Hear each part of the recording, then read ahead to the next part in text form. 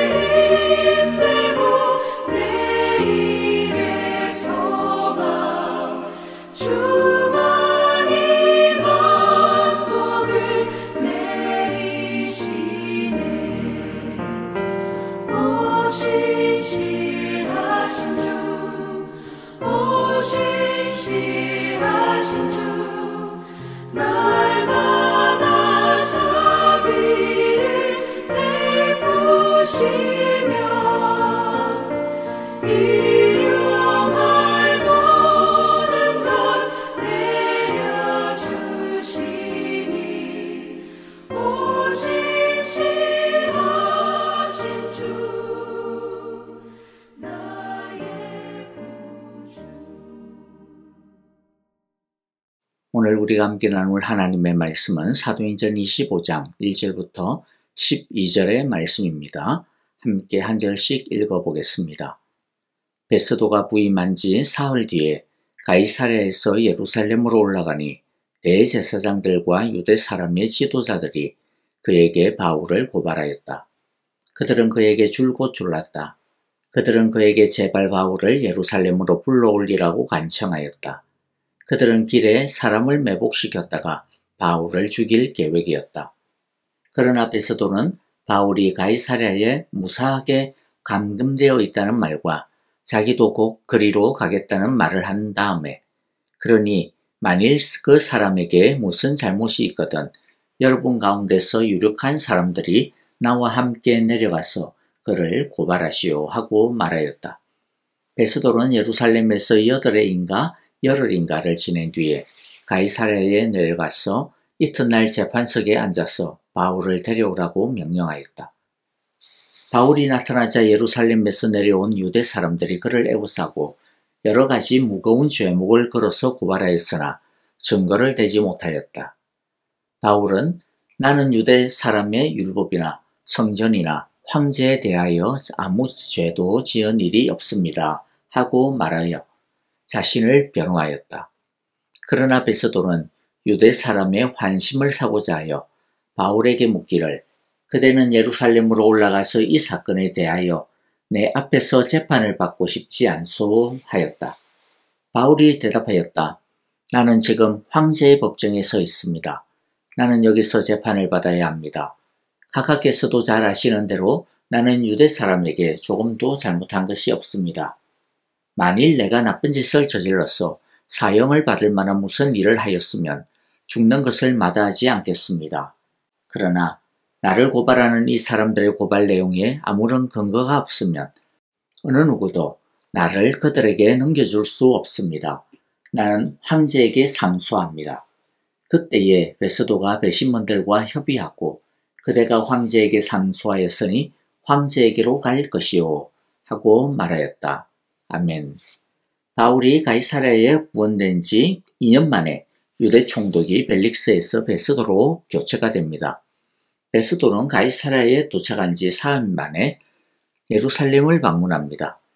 예루살렘에 가서 대제사장을 비롯하여 유대 지도자들을 만납니다. 그런데 유대 종교 지도자들은 베스도에게 바울에 대한 안건을 집중적으로 근원을 합니다. 2절에 보면 줄곧 졸랐다라고 표현을 하고 있죠. 사형을 시켜달라고 줄곧 졸랐다라는 것이죠. 그리고 베스도가 그것을 들어주지 않으니까 이번에는 작전을 바꿔가지고 바울을 예루살렘으로 보내서 재판을 받게 해달라고 때를 씁니다. 이들이 이렇게 때를 쓰는 이유는 바울이 예루살렘으로 올라오기만 하면 오는 중간에 매복을 해 있다가 죽여버릴 작정이었기 때문입니다.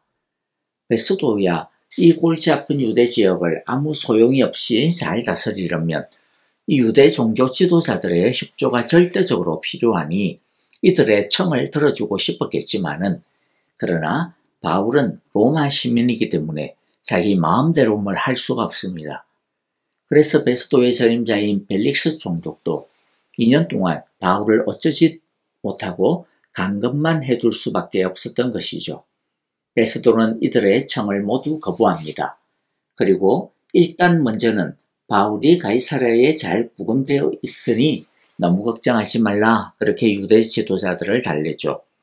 그리고 자신이 비록 전임 총독인 벨릭스로부터 이 사건을 인계받았지만은 자신이 직접 신문할 필요가 있고 그 신문을 통해 바울에 대해 다시 판결을 내릴 의향이 있으니 유대 지도자들 가운데 대표자 몇몇 사람이 자신과 함께 먼저는 가이사랴로 내려가서 재판을 진행하자 그렇게 절충안을 제시합니다. 자, 이것이 오늘 우리가 읽었던 본문의 첫 번째 내용입니다. 여러분 이 유대인들을 보면서 어떤 생각이 드십니까? 참 한결같다라는 생각이 좀 들지 않습니까? 2년입니다. 이들은 2년 동안 포기하지 않았습니다. 2년을 한결같이 바울이 나오기만을 기다렸습니다. 이 열심이 좋은 열심이었으면 얼마나 좋겠습니까? 악한 자들도 이렇게 열심인데 참 이런 것들을 보면 우리는 얼마나 나태하고 안일한가 라고 하는 반성을 하게 됩니다. 이들은 지난 2년 동안 매일 제사를, 즉 하나님께 예배를 드렸겠죠. 그냥 드린 것도 아니고 이들이 제사장들이니까 자기들이 인도를 했을 겁니다. 양도 잡고 설교도 했습니다. 더군다나 대제사장은 1년에 한 번 지성소에 들어갔습니다. 그런데 이런 것들을 보면 그런 의문이 들 수도 있을 것 같아요. 아니 하나님은 왜 이 악한 자들을 가만히 내버려 두시나? 대속죄일에 지성소로 들어갔을 때 이들을 심판하실 수도 있었는데 왜 아무 일도 안 일어나지? 라고 하는 생각 말이죠. 그것은 하나님이 안 계시거나 몰라서가 아닙니다. 하나님이 이들을 버리셨기 때문입니다. 자기들은 하나님이 자기들의 예배를 봐주신다라고 생각하면서 예배를 드렸지만 그러나 실상은 하나님이 이들을 버리시고 떠나셨기 때문에 아무 일이 일어나지 않은 것입니다. 2년 동안 아무리 많은 제사를 드리고 설교를 해도 하나님이 떠난 성전에서 드리는 예배는 그냥 종교적인 콘서트에 불과하고 연례 행사에 불과할 뿐입니다. 하나님이 이들의 예배에 함께 하실 수 없었던 이유가 무엇입니까? 이들의 마음에 하나님이 없었기 때문이죠. 이들은 겉으로는 하나님의 나라가 임하기를 소망하고 있었습니다. 하지만 그것은 한몫 챙기려는 욕망에서 비롯된 소망이었습니다. 이들은 하나님께 자신들의 권력과 힘과 부를 드리는 것이 아니라 자신의 권력과 힘과 부를 위해 하나님의 이름을 부르고 있었던 것입니다. 그렇게 드리는 예배는 아무리 많이 드려도 아무런 일이 일어나지 않습니다. 일어날 수가 없습니다. 바라기는 우리의 예배는 예배라고 하는 콘서트, 예배라는 이름을 가진 종교 행사가 되질 않기를 바랍니다.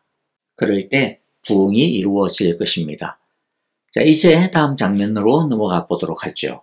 베스돌은 예루살렘에서 8일에서 10일 정도의 시간을 지냈습니다. 그리고 가이사랴로 다시 돌아왔는데 돌아올 때 유대 종교 지도자들의 대표자들도 함께 동행했습니다. 그리고 바울을 불러 다시 재판을 열었습니다. 그런데 재판을 열어봐야 이들은 바울의 죄목을 입증시킬 수 없었습니다.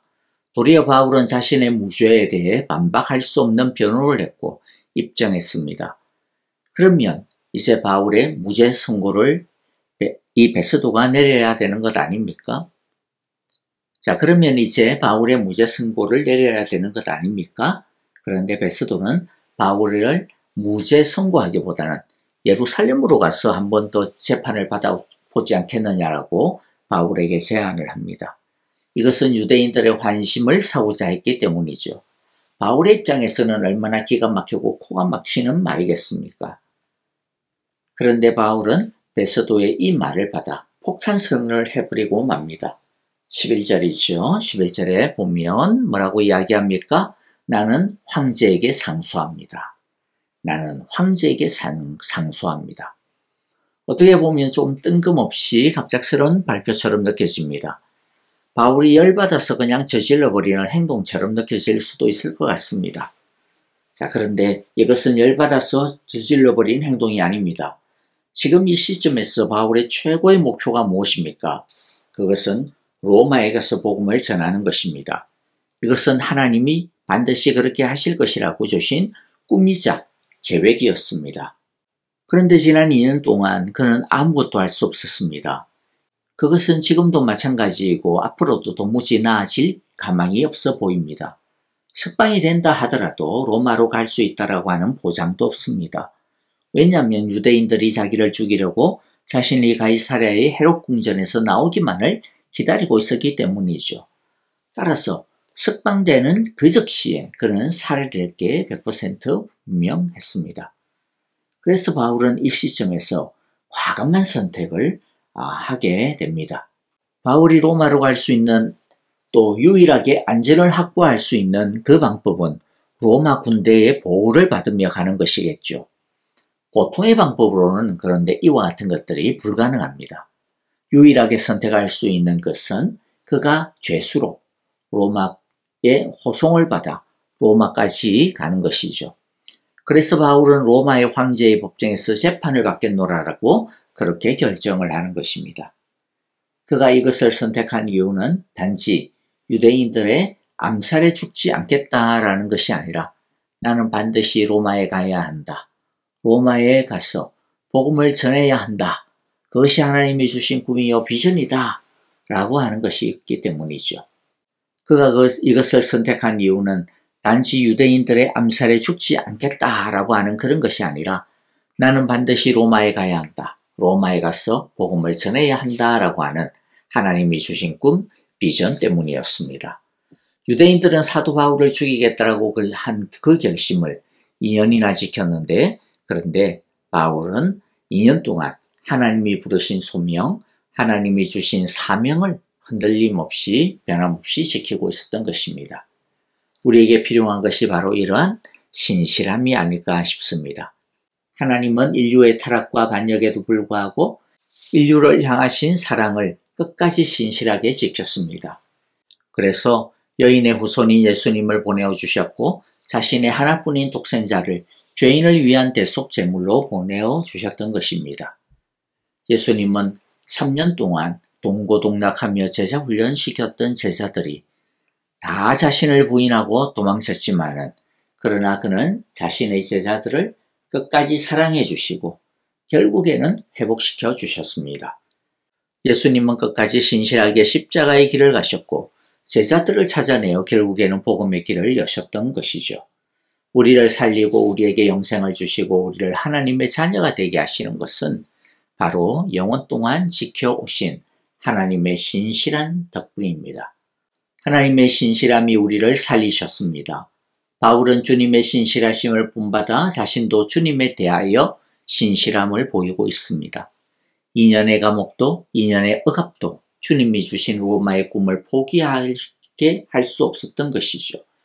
오히려 그 꿈은 더욱더 깊어졌고 더 분명해졌습니다. 우리에게 보이신 주님의 신실하심처럼 우리도 주님을 향하여 신실한 충성과 사랑을 간직할 수 있게 되어지기를 바랍니다. 바울처럼 설령 고난이 찾아오고 어려움이 우리를 둘러싼다 하더라도 주님을 사랑하는 그 비전과 꿈을 포기하지 아니하는 우리 모두가 되시기를 간절히 기도하고 축복합니다. 아멘. 자, 오늘 우리에게 주신 귀한 말씀들 마음가운데 새기면서 함께 하나하나씩 좀 기도했으면 좋겠습니다. 회개할 거 회개하고 또 결단하고 주의 은혜를 구할 것들 붙들고 결단하는 기도를 드리도록 하겠습니다. 아프신 분들을 위하여 기도합니다. 김정숙 권사님, 지수영 집사님, 서정봉 장로님, 또 조창준 장로님, 그리고 한국에서 또 치료 중에 있는 또 우리 박미성 집사님을 위하여서 여러분들 함께 주의 은혜와 능력으로 고치시고 또 필요한 새 힘을 주소서라고 우리 함께 기도합니다. 선교사님들 우리 기억하시면서 주의 사랑과 은혜가 가득 넘치는 복된 계절이 되게 하소서라고 우리 함께 기도하겠습니다. 찬양하며 기도하겠습니다.